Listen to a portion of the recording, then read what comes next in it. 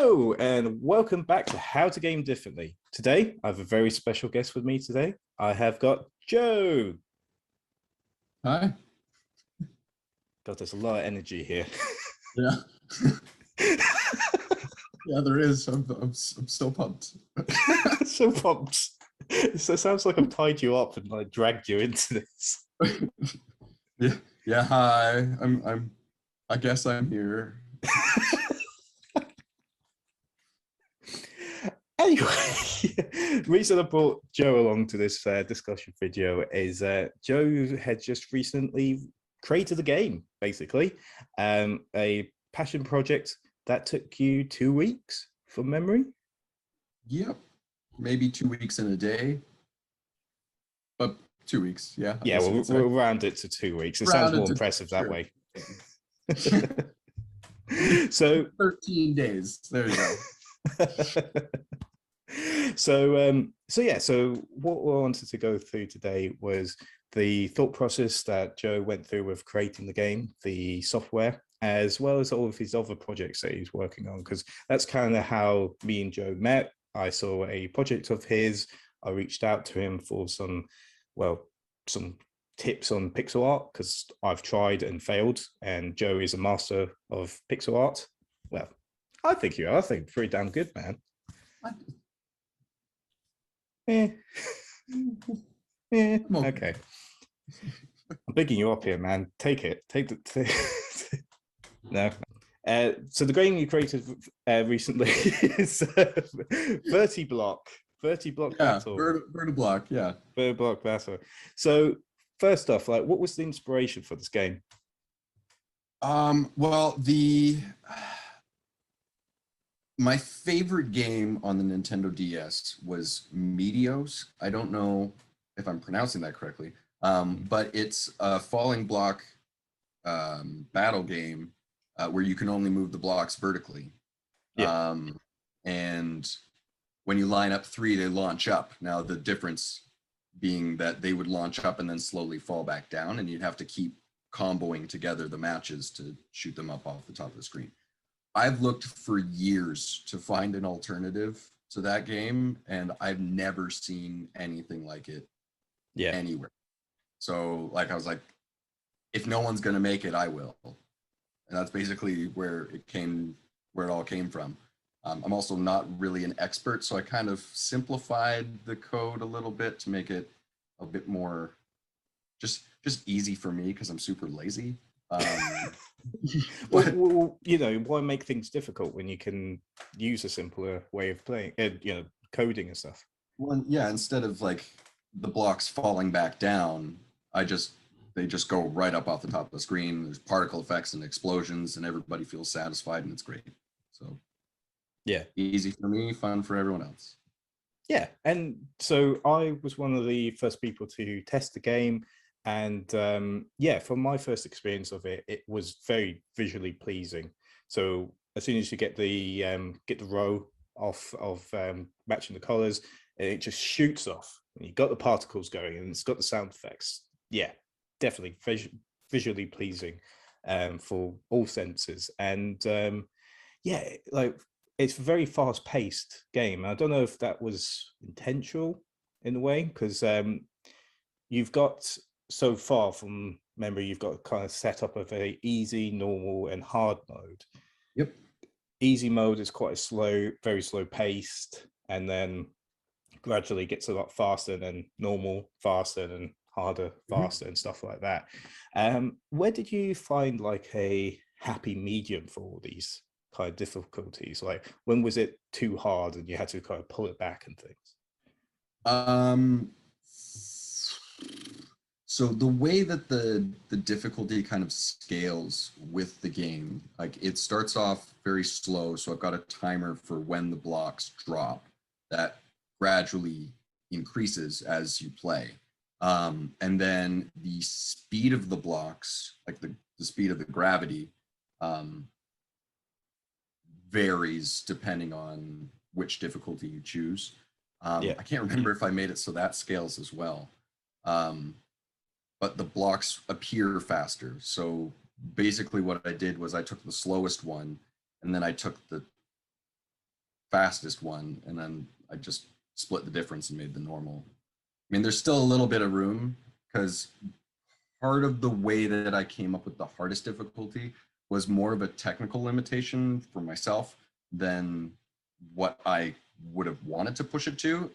But it's a good thing that I said it, because the way that the blocks appear at the top of the screen, when it goes too fast, they line themselves up, and then you just have explosions going off at the top without anything falling down. So I had to like cap that speed so that that didn't happen anymore. So as soon as I found that maximum speed, I'm like, okay, this is as hard as it can go, and kind of worked back from that. So it's like, go to the very end. It's kind of like how they say to make a good maze, you start with the exit, and then you make your path back to the entrance. So it's sort of that kind of strategy for difficulties, like make it as hard as possible, and then put on the child locks and the bumpers on the corners of the desks so they don't bang their head and stuff like that. That's kind of, for difficulty. I had a lot of help from Tyler from down the Wart Pipe. He gave me a lot of help with the balancing for speed, difficulty, a lot of suggestions on how to do that. I think it may have had something to do with the fact that he just sucks at the game and he just wanted it to be easier. Yeah. To be fair, he's just terrible at all games anyway. So, well, why do you even have him help you out? Some balancing on that. Here, let me give you a suggestion. Like, now it's too easy, man. Come on. Love you, Tyler. Yeah, we love you, really, man. And so looking at the game, what was the thought process of having? You have to correct me. Was it 10 by 10? The amount of blocks? I actually don't remember. I made the frame that it all goes into, and then I kind of just, I think it might have been 12 by 11, something like that. And then like it was mostly about making a box to fit it all in, because I wanted to have like the character on the side and the pause button, the score and everything. I had that very specifically designed in my mind, of how I wanted that to look. And then the however many blocks you can put there was kind of like, okay, this is how much space I have left. Let's maximize it. Yeah, no, that makes sense. So when you set up the layout for the game, did you sketch it, or did you kind of just go straight into using a program to make it? I think the only thing I sketched for this was the logo.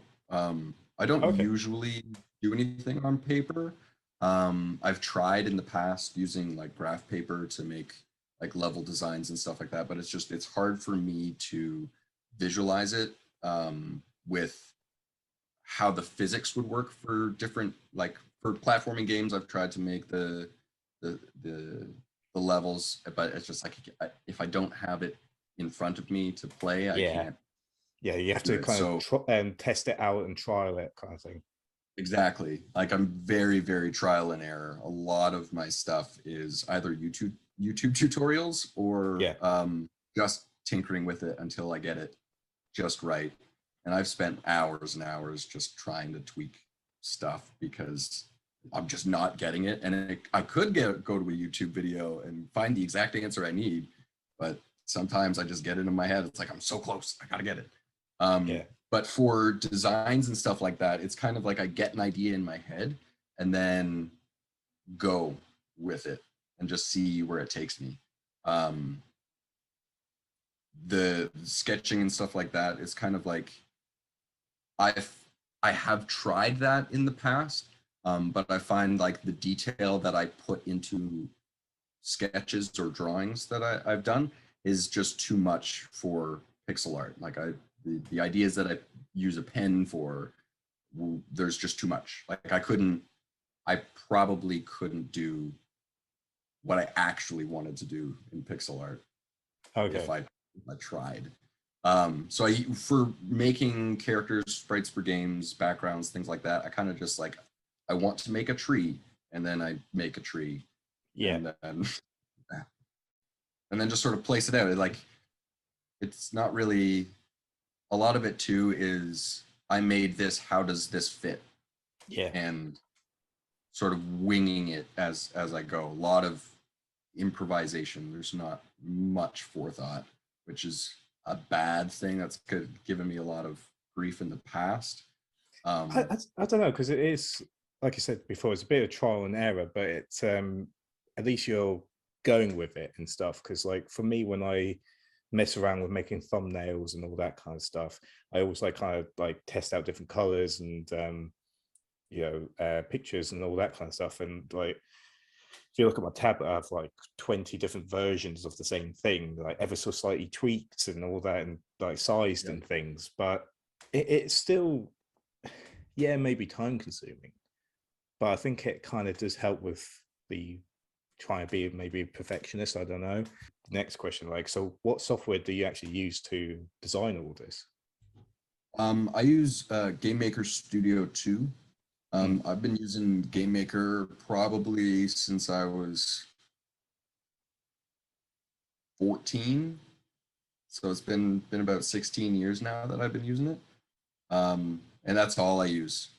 All I've used for all my pixel art, all my games for the longest time. I think I installed Unity once with the fully intending to learn how to use it, and spent maybe 10 minutes. Was like, but it's not Game Maker, so this Stick to is a what you no. know. So that's just all I use. Like all my pixel art, I use like the Game Maker Studio 2 sprite editor is leaps and bounds past the previous version. Like there's a few features that are missing that I kind of miss, like being able to shift the hue and change the colors differently. But being able to have layers and stuff now for sprites, it's so helpful. Yeah. Like after working within limitations, and I do this for my 9 to 5 job too, like having the limitations put on yourself kind of forces the creativity. And then as soon as those limitations are lifted, then it's just like there's so many more possibilities. So that was kind of, for the longest time, I was using Game Maker's sprite editor that was simple. And now with this new one, it's like, wow, what, like all of my ideas, like it's like almost everything that I could want to do, I can do. Yeah. I can't really say that it's new though. I mean, it's been out for a while, but I only just got it a month ago. Well, like for me, I don't really know much about the whole how to make a game or anything like that, because I know there's like different platforms, and like you can either go deep into the coding with like, well, like you see in the films when they're just putting in random letters and numbers and it all kind of comes together, or set it up with nodes, isn't it, where you kind of like have a pre-programmed box and you kind of link it to another box, and that action, whatever you're trying to have happen. Yeah, so actually with Game Maker, they have a drag and drop system. So you can do visual coding rather than actually learning the language. Like the learning GML is, you can do so much more with it within the program. But like if you're a beginner, like Game Maker is, I think, one of the most accessible development tools that anyone can come across. It's very easy to get started. There's lots of tutorials. And once you kind of scratch the surface, then things start to piece together. And then that's sort of how it went for me. It was like I started with drag and drop, and I was like, but I want to do this instead. So how do I, and it just unlocks that next step. So it's great to get you in the door. And then if your curiosity has been piqued, then it's all there to push it even farther. And it's so I just love it. It's my go-to every time. No, that's good. That's cool. And so with using Game Maker, is it purely you have to make all your assets in the software, or can you extract from other things and putting into? Yeah, no, you can make like all your sprites. You can make them in a different program. You can just import it. Um, the music, like I make the music for the games in a separate program, and then import it from there. Um, there's also lots of like you can import entire projects in, or you can. There's a marketplace where you can actually go and get resources. So Oh, there's like yes. free things like sprites or like particle effects, shaders, things like that to kind of make it look cool. Um, you can find all that as well and just plunk it in, and you're good to go. Okay, that's really cool. So yeah, so there's just tons of options for if Oh like yeah, you're a new starter and everything like that. No, that's really cool.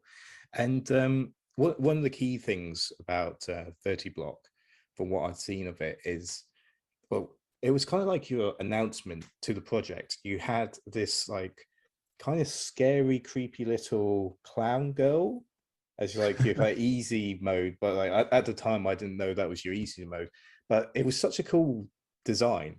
And then obviously you've got two other characters for your like your medium and your hard mode, which correct me if you're wrong, the medium mode based off yourself. maybe.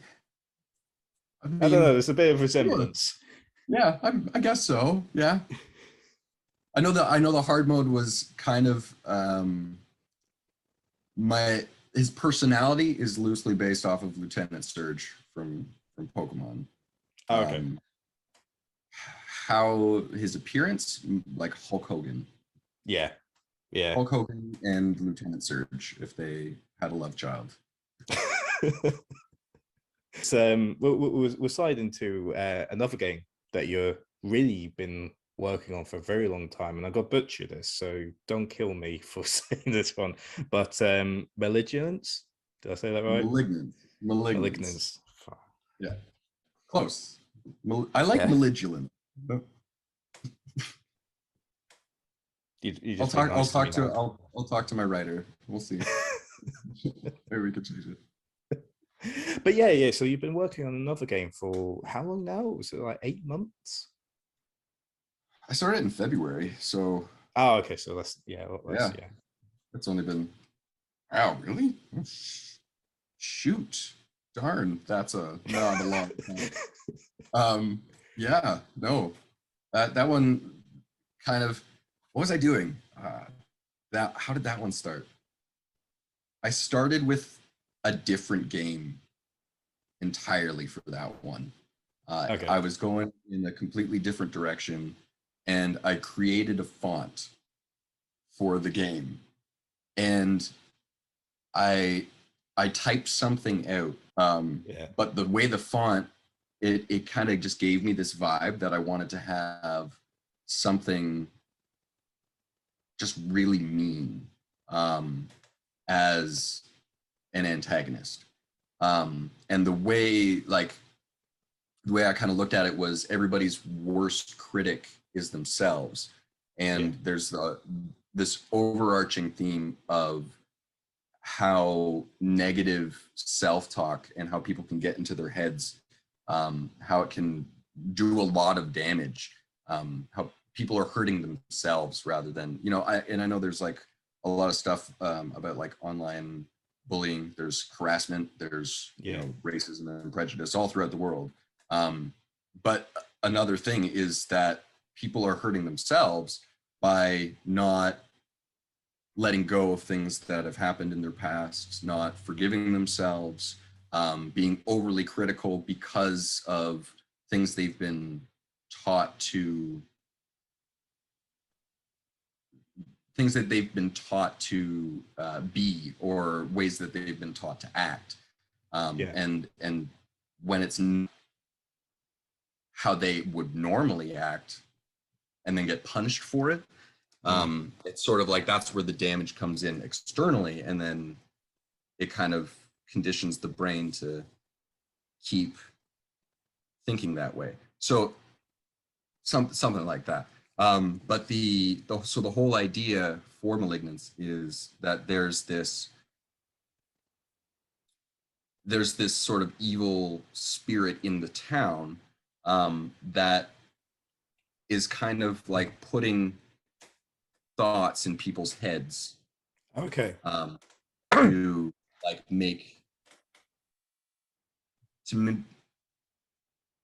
coerce them into making poor choices. And a lot of the gameplay, because I mean, really 90% of the time it's a walking simulator. But a lot of it is going to be down to the choices that you make. Because as the main character, you're the only one, like, big surprise, you're the only one who can see this evil spirit. And it's your job to stop them. So there's the relationship between the player and this malignance that is haunting the town, as well as the relationship of the character with other people in the town. And you can, and it's all about the choices that you make. So depending on, if someone needs help with something, if you help them, then they'll be grateful and they'll give you a reward or something. Or if you don't, then they'll hate you, and then something will happen down the line. That was one of the biggest things that I wanted to do with this game, was to have as many choices as possible. And along that, you can actually choose to not do anything. So there's like a passive mode. There's a secret pacifist route where you literally don't have to play the game at all. Well, you do, but it's like, it's going to be the most monotonous and tedious game you will ever play if you choose it. If you choose that path, like, it's going to be super boring. So don't, because. But it's an option. It's something you just throw it in there just for that one person that just wants to be as boring as possible. And that's the thing too. There's going to be multiple endings depending on the choices that you make. So we're going to have sort of like a spectrum of different endings that you can have depending on who you've interacted with, who you've wronged, who you've righted, and the whole boiled down. It's a game about a wedding, really. Like, the objective is very clear. You are getting married, and you have to collect everything that you need to get married. So you get the wedding dress, wedding rings, the alcohol for the reception, food, flowers, all that stuff. As you go, you collect these things. And depending on how you interact with people, like, you can get things sooner, you can get things later. There's you have a job in the game that you have to go and do to earn money. So you could do your job and earn money and then buy the stuff, or you could say maybe cut a deal with the guys down at the docks to deliver some shady packages and maybe make a little extra money. That sort of thing. Okay, so is there like a budget kind of side thing onto the game as well? So like, if you get X amount of money, that's how much you can actually spend on the wedding, and then that potentially may change the ending of the story? Yes. There's also things like certain characters. I'm trying not to give away too much. No, that's fair enough. Yeah, we don't want to spoil this game, because, like, for me, I'm really excited. Because I can say there's the bartender. Like, you have to get alcohol. Like, it's not a wedding without a few drinks.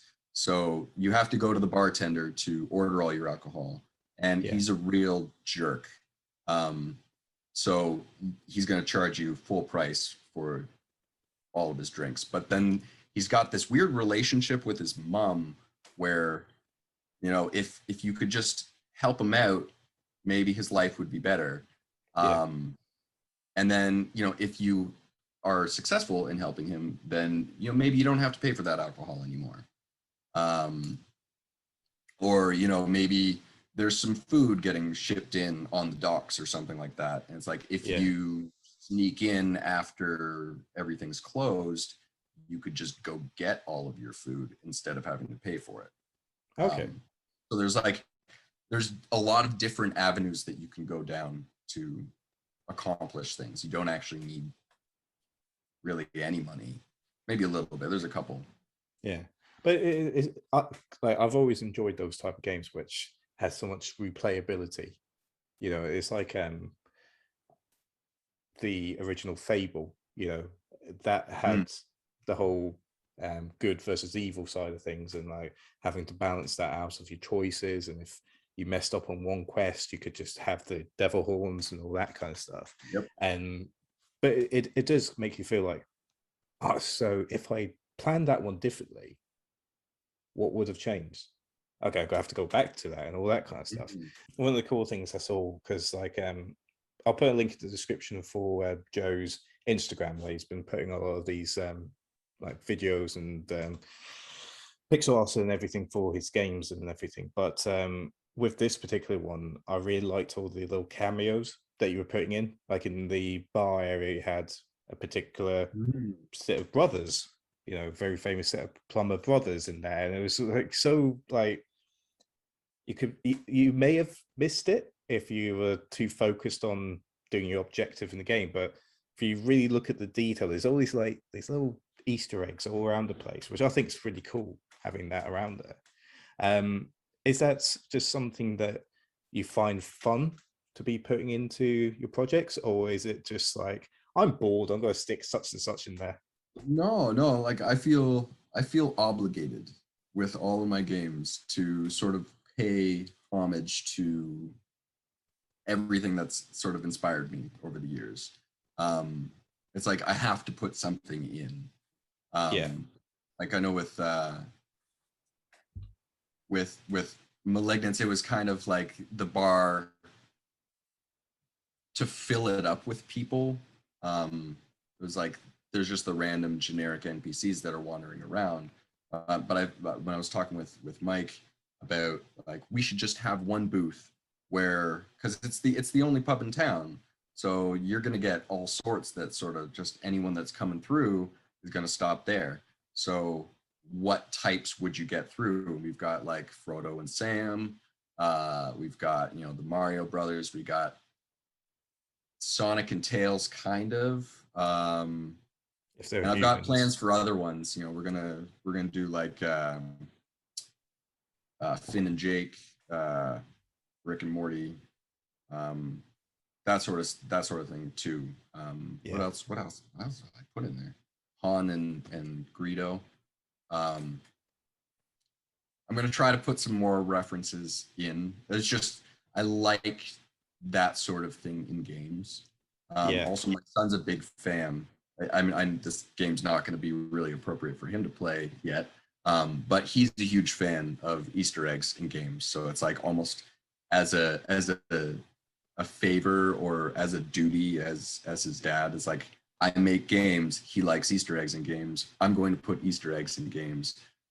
A lot of it for him yeah. eventually, because he's going to like that sort of thing, and a lot of people like that sort of thing. I like that sort of thing. So Yeah, and it gets the conversation going, because I remember when Halo 3 came out, there was like a particular level in a corner, and there was two NPCs talking, and it's two characters from the Red versus Blue series, just like the actual voices of the guys, and they're messing around, and, you know, obviously connected with Halo and stuff. But it was just such a nice little Easter egg for the fans of that series because they love Halo and all that kind of stuff.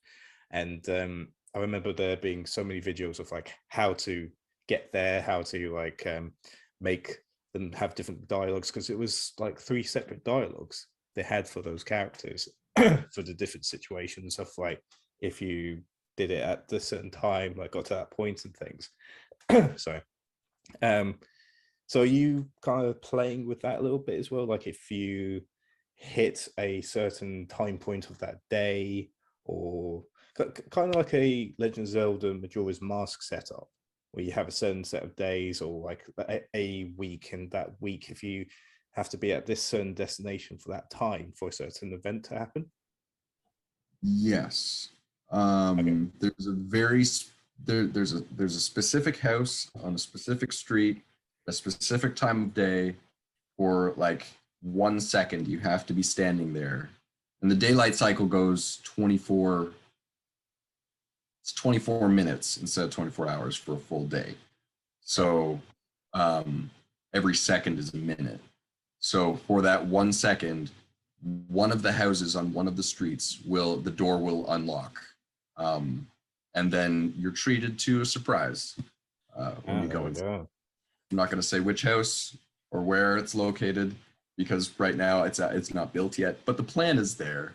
Mike and I, when we were planning it out, we're like, wouldn't it be so funny if we made it really challenging and then they get to the end and it's just like some guy sitting on a toilet or something?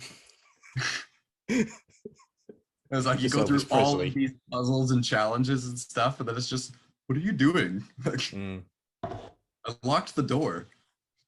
So for that game, is it still Video Maker? Is it still the Game Maker software that you've been using for Virtiblock to make that as well?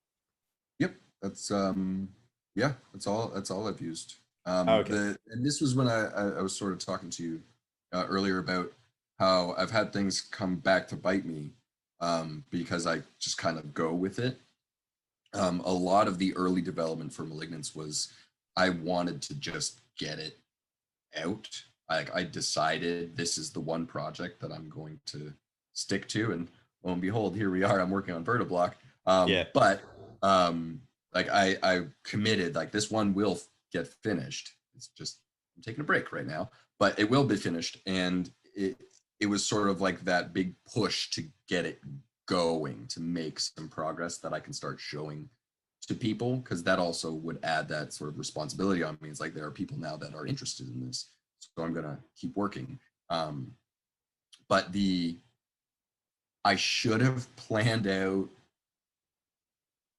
the map a little better, because there are thousands of trees, and I thought I could fit the whole town and the surrounding area onto one level and not have slowdown whenever I try to place things in the room. So now a little area that's like maybe 60 blocks by 40 blocks or whatever, like we'll do 160 by 90 that I can lay tiles down into.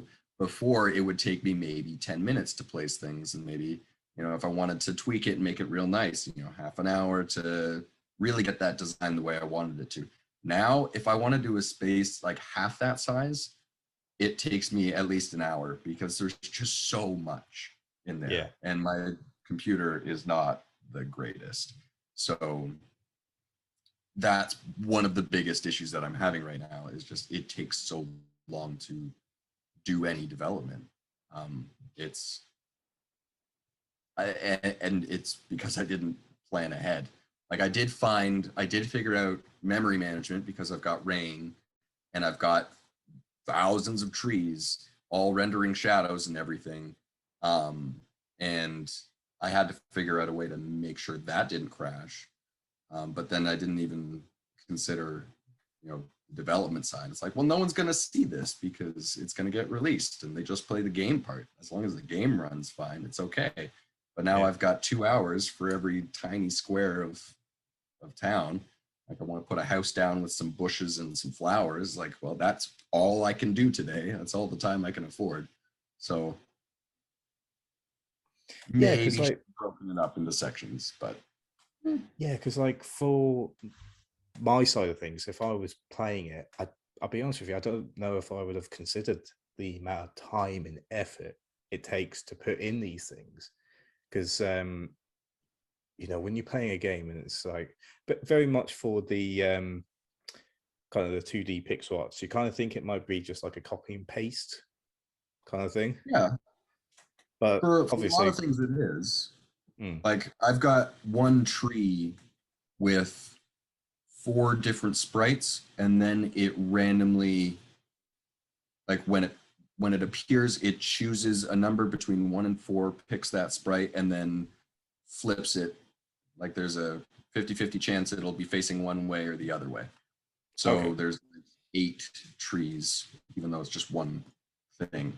And then it does that everywhere. So it's just all I have to do is place the trees where I want them to be placed, and then the rest happens. Same with like bushes. Flowers have their colors change. A lot of it's like sort of just randomly, I'll place things down where I want things to be, and then whatever happens. There are rabbits, they're different colors, like that sort of thing. Yeah. Okay, no, that's cool. Yeah, because like again, like it's really interesting to see like the whole development cycle of the games, because again, there's not really that much out there to actually talk about that type of stuff. I know there's a few articles, and obviously there's like certain gaming magazines that do kind of explain a bit of it, but I guess it's one of those ones until you actually dive in, like yourself, and start messing around, you actually then figure out like, holy cow, you know, there's just all this effort that you have to put into for maybe like a short scene. And it's a bit maybe like for film animation as well, like the amount of effort you have to put into for a scene, and it could only be like for 4 seconds, but it could take days just to get that bit perfect. So that was kind of throwing back to kind of the original topic here with Vertiblock. You've done it in about, say, 2 weeks. Was that a goal challenge that you're like, I'm gonna make this in 2 weeks, or it just turned out that way? Or you know, Well, there's a game jam, the Amaze Me game jam that Yo-Yo Games and Opera sort of hosted. They announced it 2 weeks ago, and they're like, okay, here's your theme, you've got 2 weeks, make the game. And I was like, all right, you know what? I'll do it, let's do it. And that's what I got. It was just sort of like, I've never done a game jam before, so I figured, why not give it a shot? It's really hard to work on Malignance right now because it's so damn slow, but it's so I needed something to kind of just like keep me going. So that was it. And now I've gotten totally sidetracked, and I've got big ideas for this one too. So yeah, it's one of those big challenges of you know, juggling different projects all the time, and like knowing what to prioritize and all that kind of stuff. So at the moment for you, Vertiblock is kind of like your main focus and everything you're doing. Vertiblock, yes, has sort of taken over my focus, because that one is entirely mine. With Malignance, I'm working, it's actually a guy that I work with. Him and I got to talking, and he has done a lot of writing. And part of my issue is that I have a hard time coming up with stories for things. I can do characters, I can do level design, I can do music, all that stuff. The actual dialogue and that sort of thing, I'm no expert at. So he did a lot of writing, I do a lot of programming. It all kind of worked out. So I spent a whole bunch of time building everything up, and now he's doing a lot of work on the back end, piecing together the different characters, how they're going to interact, how your choices are going to affect. Like, he's doing all of the mapping of how the game's actually going to play. Okay. And then once he gets back to me with that, then it's like, okay, here we go. We've got everything. Because I don't know how it happened, but I'm very like, it needs to be planned out for me to do it, which kind of goes against what I was saying, where I just kind of wing it with things. Yeah. It's like, when it comes to the story, for some reason, it's like that whole thing needs to be planned ahead of time before I even get started on it. And I think part of it's just because the amount of choices that we have talked about having, is it's kind of overwhelming when you haven't made anything for it yet, and there's a lot. Yeah. So it's like a lot of it's me putting it off so that I can see the big picture when it's all done, and then I can find a clear pathway through it instead of having to be like, okay, I'm building it this way, and then he comes up with like, well, we've got this other story path that's branching off, and it's like, well, that doesn't go with what I've already programmed, so I have to change it. So Yeah, so it's kind of like spider mapping it all out of like, this can lead to that, will that end successfully in that side, and all that kind of stuff. And like, before recording this, we were discussing about eras and getting inspiration of like, would this work for that time frame, and would that be around then, or is that too futuristic? A shout out to a good friend of mine, Hannah Palmer. She's doing a lot of story writing, and her recent book that she's working on, she had to do so much research on making sure that, I think it was like a certain type of coffee was released over in the country it's based in, and it took her hours and hours just to make sure, because it was just for that one scene. But it's something that's you have to dedication. do. Some yeah, That's definitely cool. definitely check her out. I'll put links in the description for her channel and books as well. Fantastic books.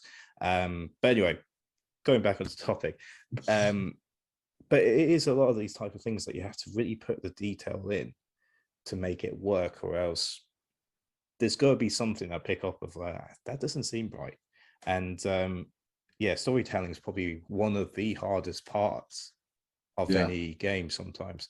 Like for Vertiblock, there's not so much a story other than you want to beat that the character for that for that difficulty, which I liked how you put in a few different taunts in there to kind of motivate you to get going. Give them a little bit of personality. Yeah, exactly. But again, they're both very different style of games.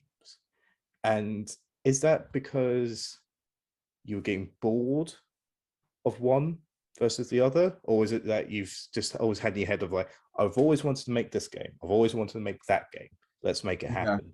That's more, I have, like, of all the years that I've been working, like making little games here and there, I always have ideas of what I'd like to do. And a lot of times, like, and it really sucks that, like, when I'm playing games, I'm like, well, this would make a really great, that gives me a really great idea for a game. I'm going to stop playing and go make something. And then I never finish games because I'm always getting inspired to make new ones. And it's always like, I want to do a Metroidvania platformer. I want to do a farming simulator. I've got this puzzle block breaker thing. There's, Malignance is like this adventure story thing. That one I don't know what to call that one, but like, I've got lots of different types of games that I'd like to make. And I think an issue that I'm going to run into is I don't like to repeat things. So I may make Vertiblock, and it's like, this is my falling block puzzle battle game. I'm never going to make another one like this again. There are no more puzzle games or anything like that. Or if I make a platformer, then it's like, then I will never make another platformer again. Like, I'm worried that might, like, I don't want to pigeonhole myself as a developer to only make a certain type of game. Like, I always want to have a challenge of something new to make. So it's very likely that any game that I make will be nothing like the last. Because I was going to say, I can't remember the name of the developer. I'll stick it up on the screen for you all. But the guys that create the Steam World series, they have a unique style. They have like characters and everything, and the world they've built. But other than Steam World Dig 1 and 2, which is a digging Metroidvania, they released a role-playing, kind of like a JRPG card battle game. And then they had a 2D kind of like tactics game, a lot of like turn-based cover and shooting. And they all play it so differently, but it's the same art style, it's the same universe, though sometimes it doesn't feel like it, but it is. And I'm kind of getting that vibe with the projects that you're putting up, that, you know, yes, they're completely different style of games, but it's still that unique Joe feel, if that makes sense. Yeah. You know, Oh you know yeah. it's No, one of that your games. that's gonna come through all the way. Like a lot of even the different types of music that I've made over the years as well. It's like it doesn't sound anything like anything else I've made, but it still sounds like me. Yeah. A lot of the games, like they still have like the character design. A lot of them they have that those two black dots for the eyes. Yes. Um, or they've got like that kind of square-ish looking face. Like they're all kind of similar to it. And a lot of it's because I just don't push myself enough. I try to make things different, but if I can take a shortcut, I will. So I don't it's a know. lot of stuff is going to transfer over because it's just what I'm used to. It's what I'm good at, I But it guess. still makes it unique to your style. And then even like the different characters you've been putting up on your Instagram account, they all look quite different. Like, so there was there was one time when I was a bit bored, and I was looking through your Instagram just like to get me a bit inspired, to be honest with you, because I really enjoy what you put out there. So I thought it might get me thinking. And then I was like, you know what, I'm going to copy your design, and gonna make myself into one of your characters. And it was, I think it was actually the bartender Yep. that I used. It was quite a bigger guy, because the main character is a lot more slim, and a lot of the other just overworld characters seem to be like a very thin-legged, kind of stocky character, whilst that guy was so different because it was blocky but still felt rounded. Mm-hmm. So it still felt to me that there was a lot more uniqueness, and the color palette that you use. You have a lot of darks, but then you throw in quite a bit of light blues and such around there to again kind of shade it in, and particularly with the heads, like you have a good aspect of having a lot of having a lot of dark, and then putting a little bit of light, which then resembles a little bit of shine, which then gives it obviously layers, which is something that's always I've struggled with doing with pixel art, just having a slightly little bit of tone of like a certain color to make it feel more three-dimensional instead of Mm-hmm. two-dimensional. So with all these like designs and stuff you put through, is it that you again watched others make it or got inspired by others, or you just like, I've got this image, I'm gonna throw it down, and then you just rolled with it?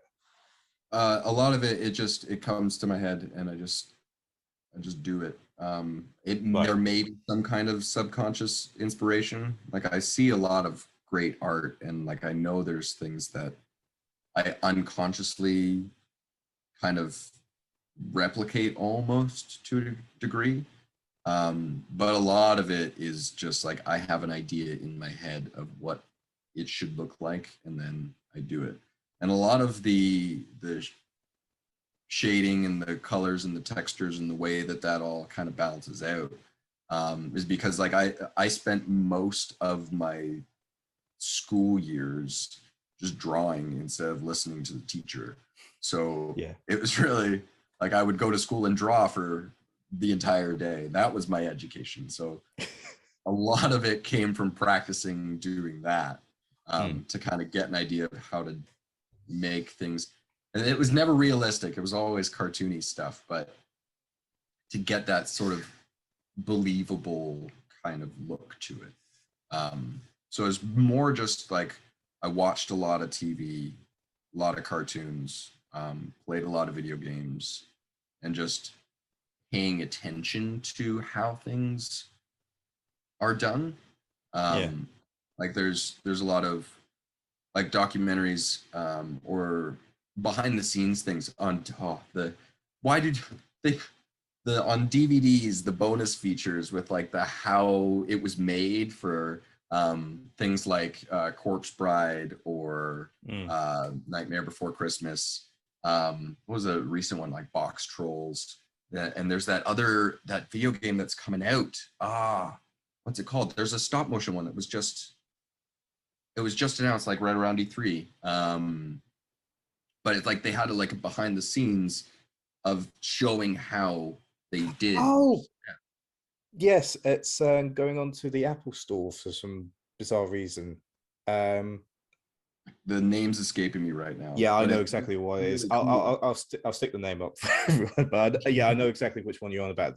That does look amazing because it's the one where it's like a real world kind of crafted Mhm. like mold, and then you've got the actual characters like wandering around it. Yeah, and they're taking pictures with the camera from like with Yes, different light yes, sources and everything everywhere. I Yeah, know that's exactly what you're on about. so that sort of thing too, though, is like paying attention to how things are done, and how other people have done them. Not necessarily like seeking it out, but just when it shows up on screen, like I like to think of like what tricks did they do to sort of make that more believable. Yeah. Another thing, like old Disney movies are amazing for animation. Fantasia is like hands down one of my favorite movies of all time. Okay.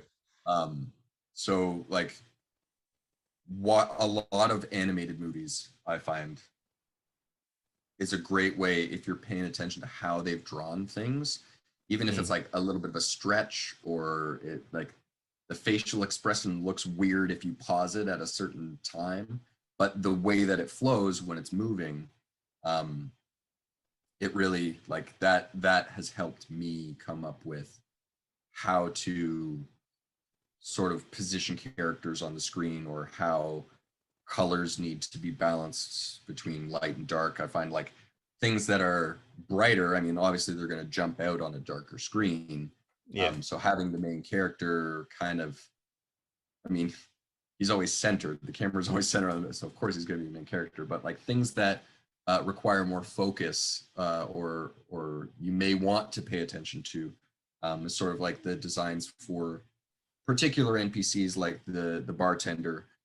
There's a nice old lady that has a garden. Mm. There's the gravekeeper. We've got a mayor, police chief. Like there are those that definitely stand out. That are so it's for that. It's not maybe not necessarily the color, but just the fact that they're different. Yeah. Because a lot of the NPCs are, I think I have 12 different generic NPC designs that you can find throughout the town. Um, and then you notice someone that's not like anyone else. It's like, okay, that's the person I need to talk to because they've got a mission for me or something like that. Yeah. So it may not necessarily be about the composition of the design, but more of just something's broken up the monotony a little bit as well. Yeah, because you have to kind of make it different enough to, you know, keep everyone interested in it. Because if it all looks too samey all the time, then obviously it's got to make it boring in its own way. And I feel like a lot of games have that difficulty now, that a lot of areas just look so generic. Like if you look at the Call of Duty series, everything kind of just always looks the same no matter what. But if you put Mm. it up against, say, like, I don't know, Enchanted, for example, areas can look similar, but they have such different architecture around it Mm-hmm. to make it so different. And obviously, the character's always so unique around it as well that it is kind of like a film in its own way and everything. So it's cool that you've looked into that already, and kind of throwing back to what you were saying earlier about like diving into these old Disney films and stop motion and all that kind of stuff. It's quite interesting to like, because I hadn't even thought about it that way, of like thinking of like a step by step process of how something's going to act, react, and flow all at the same Mm. time. And like when you look at, say, Cuphead, for instance, you know, Yep. that's obviously so heavily influenced on the old Disney series of like Betty Boop and all that kind of stuff.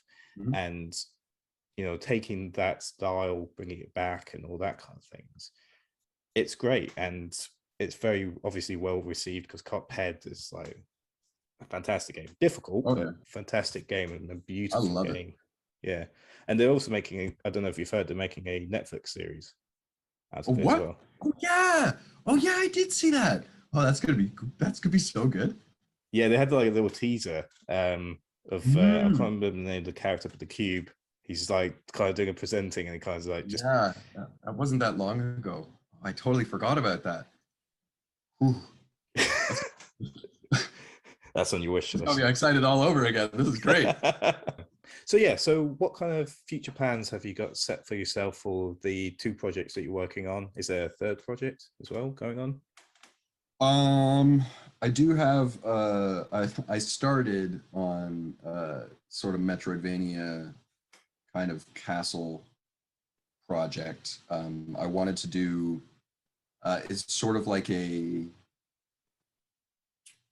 castle defense kind of thing, where you would, the whole map of the castle is already laid out, so nothing's randomly generated, but you have a certain amount of time to be able to collect everything that you need to fight off this army that's on the horizon. And it kind of just cycles through, like you go and you defeat the army and then you're alone again and it kind of resets.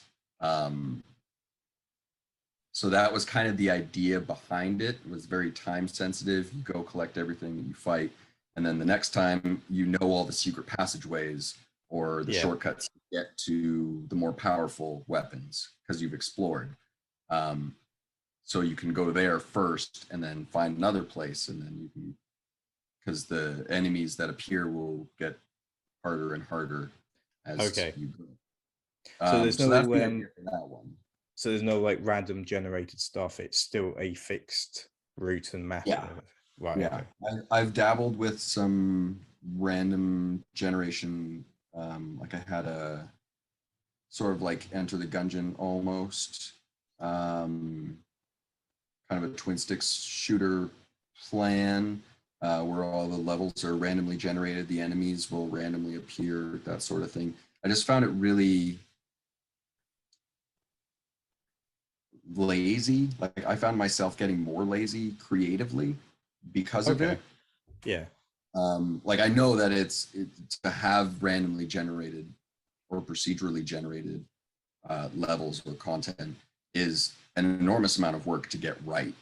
But I found for me personally, having something that's more thought out and intentional for me was more rewarding. Like I found like it was like I was taking more shortcuts or trying to make it so that I had to do less so I could just get it out. And it didn't really, I just didn't like the direction that went.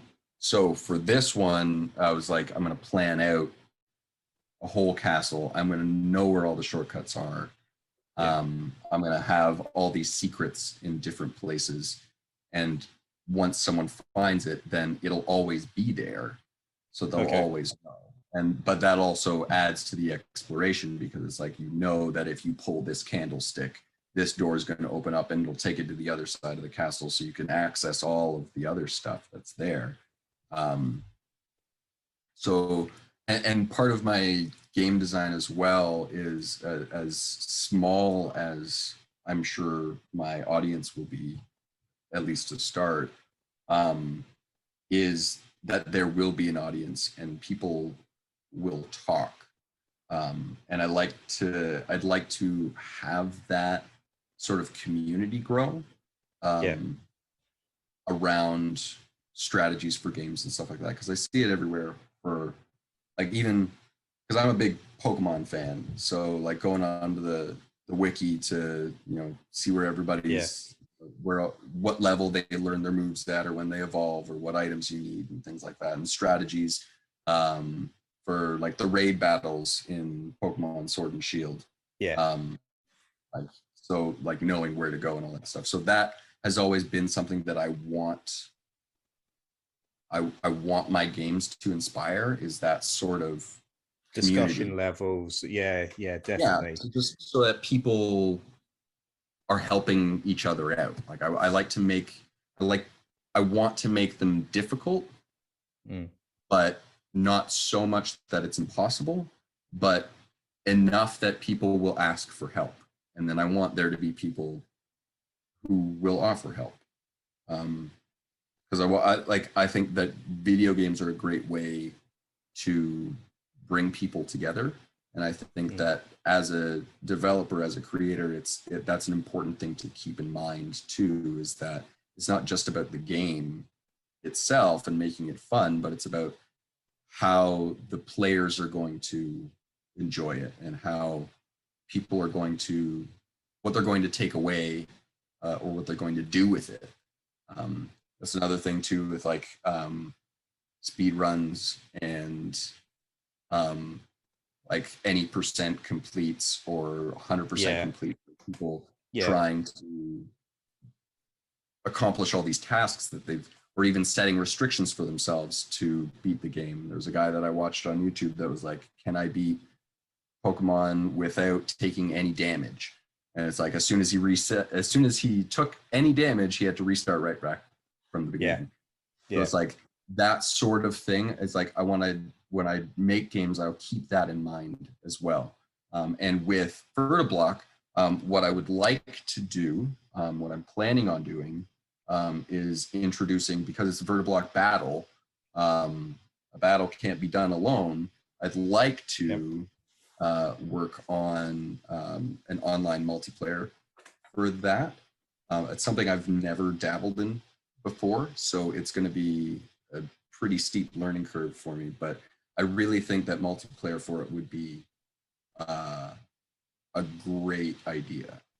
And that sort of sense, like online multiplayer especially, it allows people to come together, and I want to keep it playful so that there isn't that sort of toxic online community that you hear all about. It's like people putting each other down and stuff like that, you know. And I was going to say, like, online puzzle battle games have been so successful quite a lot recently compared to when it was before. Like, obviously, Tetris is like the king for puzzle games, and oh man, online battle Tetris. That's my jam too. Yeah. Oh yeah. Like, Tetris 99, a fantastic idea, and having that battle royale aspect to it. But a game that I've been kind of saying to you a lot about is like Puyo Puyo Tetris. That has a multiplayer aspect, and my wife barely plays any video games. But when we played the demo of that, she was hooked, and that was the game that we always played together. Of just again try to beat each other. I think she enjoyed it more because she was actually better than me on the game. I'm really bad at puzzle games, I'll be honest with you. But yeah, she was really good, and we got that competitive level and stuff. But it was never, like you say, toxic or anything like that. And again, from what I've seen online with all these online multiplayers around puzzle games, it's not toxic because there's a beauty with it. There's a base with it. It's not simple because there's obviously a challenge to it, but it's not overwhelming enough to have like tier levels and all that kind of stuff. Like you go in it and you have the same challenge as the next person next to you. You know, yes, there's obviously a bit of like random stuff that happens in there, and that's something I noticed in your game as well, that there's times when I'm focusing on one section and all of a sudden like the other half is blowing up. There's particles going on, like what the hell's happened? And you literally just like that RNG block come down. It gets like excitement, and it gets the endorphins going of like panicking, of like managing it, and then there's like a bit of a release of like, thankfully that's one thing I also draw inspiration from is there's a lot of mobile games. Like a lot of times Like when I was going into the office, like I rode the bus for a while. So it was like I'd be sitting there playing games on my phone for the whole ride. So a lot of my inspiration also comes from a lot of the themes that I've found with mobile games is having a whole bunch of coins or particles or things on the screen, even if it's in the grand scheme of things, it's inconsequential. Like you get like 100 gold coins for doing one task. It's like that's just 100 though. But it's like you Yeah. see all 100 of them appear, and it's like, ooh, you know, it's exciting. It gets that bit of dopamine going. So Yeah, and that's why Candy Crush has always been so successful, because it is the like 1,000 points and all this kind of like big numbers that, like you say, mean nothing really in the yeah, guns. Like you could take off those zeros and it would just be the same thing, but because yeah, it's making it bigger and grander, like I say, your dopamine levels are going crazy for it, and you want to keep beating it, and it's it's a bit of like a fun addiction. As long as yeah. obviously there's no currency involved, it's something that you can just keep doing and doing, and there's a lot of good positive buzzes coming from it as well. Which obviously again is a fantastic thing, and I think you've hit the nail with the particle effects and the sounds, and you hitting that health bar off the character that you're trying to defeat. And that's another really cool visual that you've got of actually having a health bar instead of it just being purely numbers. It's Mhm. kind of go back to what you're saying, like with Pokemon, because they have that, don't they? Of like Yep. there is a bit of a numbering it to it, but you can't always see the opponent's numbers of how much Right. health. It's only just that bar, and like going into that red, you feel like it's going there, and like you speed up the game and make it more intense, and the music hits in and all that kind of stuff. Mhm. It's really really well designed, and I was really impressed with what you put out, especially as like kind of like your beta stage of what you sent me. It was very you put in you had a lot of work into it, and it still surprises me that again it was only 2 weeks kind of throwing that together. Well, there's a lot more I wanted to add. I didn't Mm, give it as much as attention as I would like, but as an indie developer with a normal 9 to 5, it's like you find the time when you can.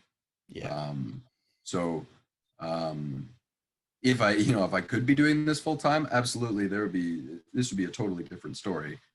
yeah, Um, but uh, yeah, for the jam, I think for the time that I had, I think it's a good start. But I definitely have plans for implementing more of a battle system than just you launch the blocks. Like there's going to be like your opponent's going to actually be playing as well. So I got to nail down some CPU AI for hmm them playing their own game, and then they launch blocks back at you. Very similar to like I remember, like I think back to the DS was like prime for puzzle games because the touch control was just this new thing. So Medios with the touch control there. I played a lot of Tetris as well.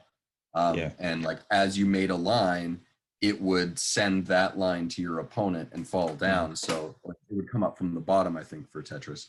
Um, but so that sort of thing I want to implement for the battle structure. And then once we have multiplayer, then it can be like you're playing against your friends. They shoot off their blocks. Those ones rain down on yours, and then you got to line it up and then shoot them back. So it adds more of a battle kind of like a frenzied pace to it almost. yeah, So there's that. Also, there's the arcade that it's all going to take place in, and I've been sort of posting some pictures of that on my Instagram of sort of like the hub world.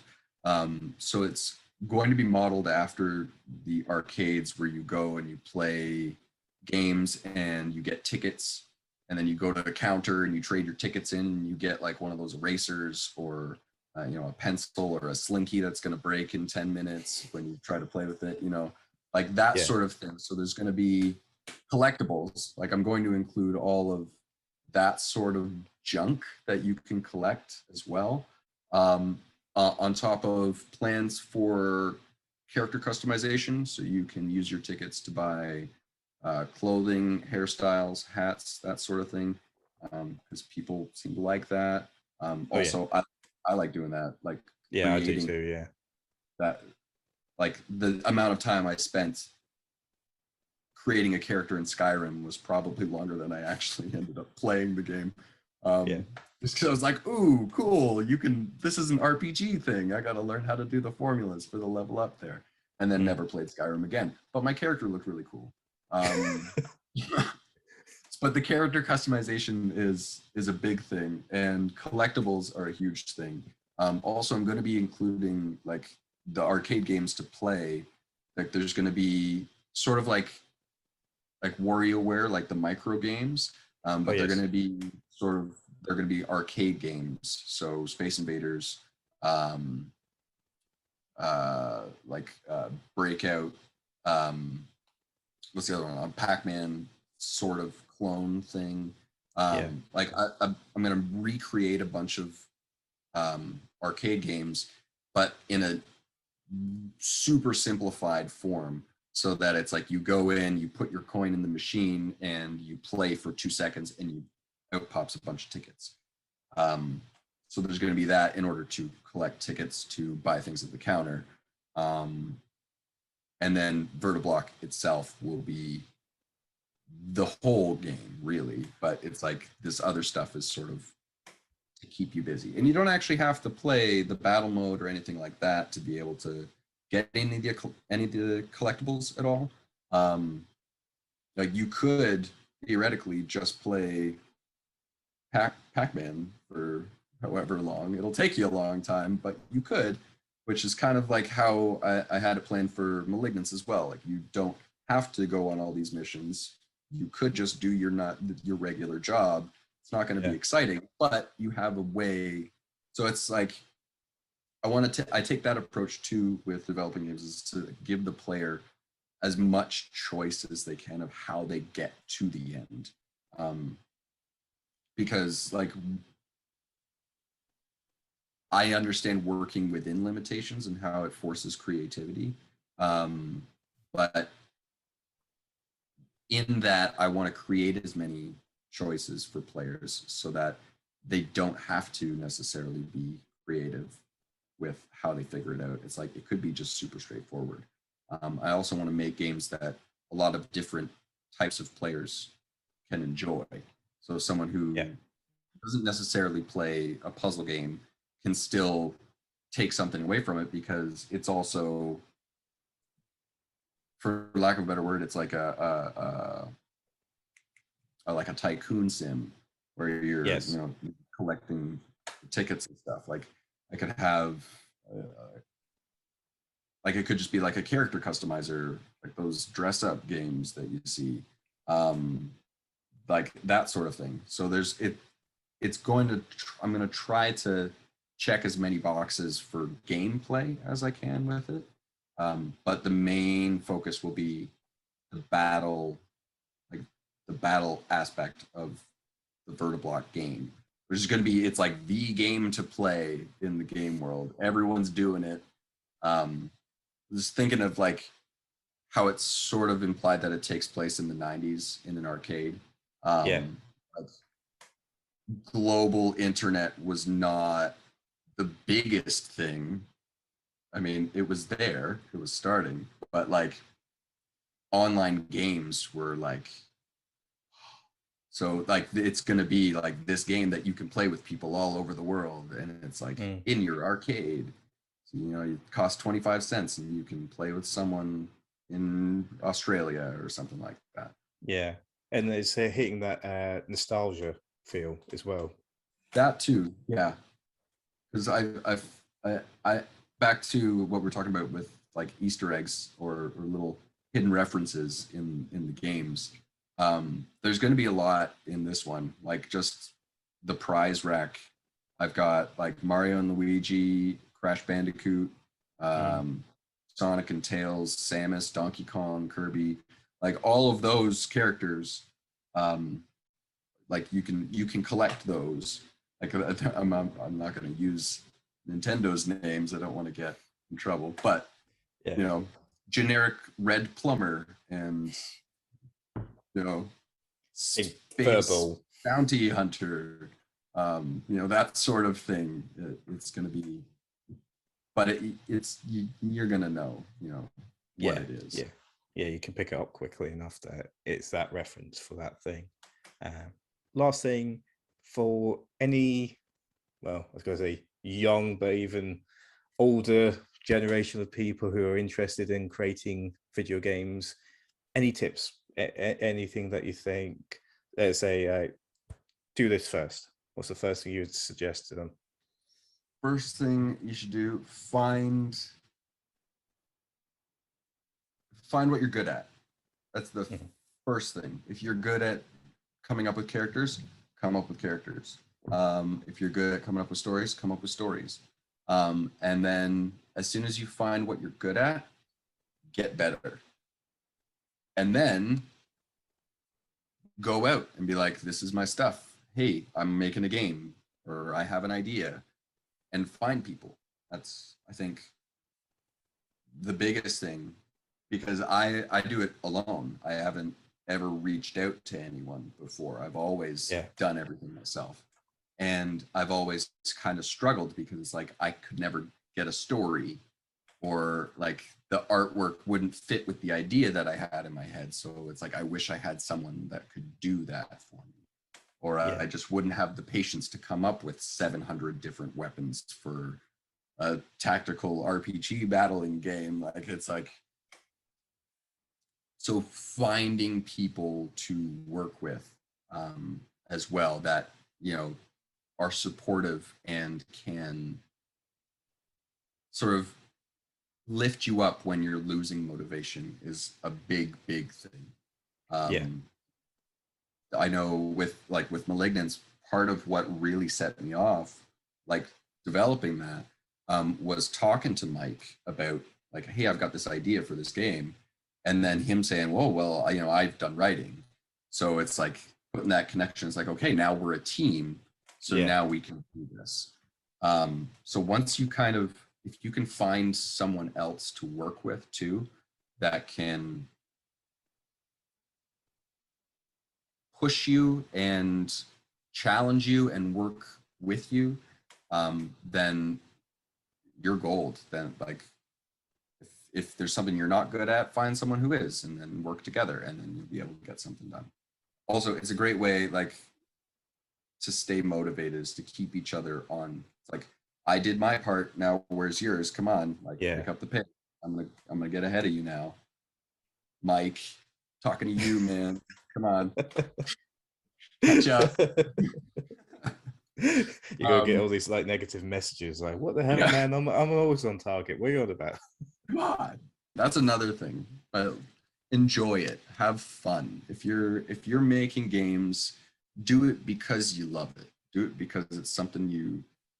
If you play video games and you have an idea for one of your own, do it. Don't not do it. That's another thing. Don't, like, just do it. Yeah. If you don't know how to do something, learn how to do it. There's lots of stuff online. There's lots of people you can ask. Lots of, like, if you want to know something and you can't, learn. Yeah. And practice. And like you said quite early on about like lots of YouTube tutorials out there. Was there a particular channel that you used to go to or still go to? Now my searches are very specific. So I get different people now. But one guy 100% should check out. Sean Spalding was like my teacher. He was like, I watched all his videos on how to do Game Maker for a very long time. And then, like, once I started getting more comfortable with it, then it was like, then I started like, how do you make these particular shadows this way? And like, he had his videos, but then there was other people, and it's like, well, how can I expand? So like, that's another thing to find. Like, if you're making games with Game Maker, there's the Game Maker blog. There's their community pages. Like if you like sign up, if you don't know how to do something, ask for help. I've seen nothing but positivity. Like it's like a lot of people are really helpful. And that was one of the challenges that I faced. Was I've never liked asking for help. I've never liked showing that I don't know how to do things. So that's like, don't be afraid to ask for help is another piece of advice. If you don't know how to do something, someone will. So put there's always out. there's always someone out there for anything, and like this is a clear representation of that. Man over in Canada, man in the UK talking right now about this. So there's people around the world that are willing to listen and willing to help in any way they can, and that's kind of the beauty of where we are in the world. I could go on for so long with like different things. Like if you're an animator, look around, like look at the trees, look at the garden, collecting. Now we're getting philosophical. Pay attention to the world. If you're an animator, look at how things move. That sort of thing. It's just like the water in this glass resembles the flow of time and life and the hydration of keeping oneself alive. Stay in school, kids. Don't take lessons from us. The biggest takeaway, I think, from this entire video: stay in school. Yes, very important. Stay in school and listen to your teachers. Okay. Yeah. Don't just stay in school. Like listen to like participate. Exactly. But yeah, so again, brilliant. Thank you so much for joining me, Joe. It was a delight going through the ins and outs of how you put your games together and the lessons learned and that. I'll be putting links in the description box for Joe's Twitter, Instagram, for his own personal stuff, which Joe Average is kind of like what you call yourself online, isn't it? Average Joe, yeah. Average Joe, yeah. So I had to get that wrong, didn't I? I just had to get that right. And again, the Game Jam web link will be down there as well if you want to check out Joe's game. I don't know if this probably won't get out in time for where the challenge is still out, but do still check it out. It's a fantastic game. Again, thank you so much, Joe. Really appreciate it. And hopefully it's helped those who are watching if you're into wanting to look to create your own game, and hopefully the tips are there for you. And again, if you got any questions, put it in the comment section down below of, if there's something you're struggling on and that, it may be something that Joe may be able to help with, or, there may be other like-minded people down there. But again, thank you so much, Joe. Really appreciate it. And again, go follow him on Instagram and Twitter. And if you haven't already, do look to subscribe to How to Game Differently and click on the notification bell to let YouTube alert you that there's a brand new video out of How to Game Differently. And you may see the wonderful Joe again, potentially, for maybe a future update of projects. I don't know. Let's see how things go. This was super boring and unfulfilling. This is not what I want the audience to hear. That was a bit much. I'm sorry. That was. I hated this, James. Why did you drag me into this? God, my kids are starving downstairs. My dog probably shit all over the floor. Jesus Christ. I'm unfollowing you. Unsubscribed. Yeah. Anyway, thanks again for watching, and we will speak to you soon. Goodbye.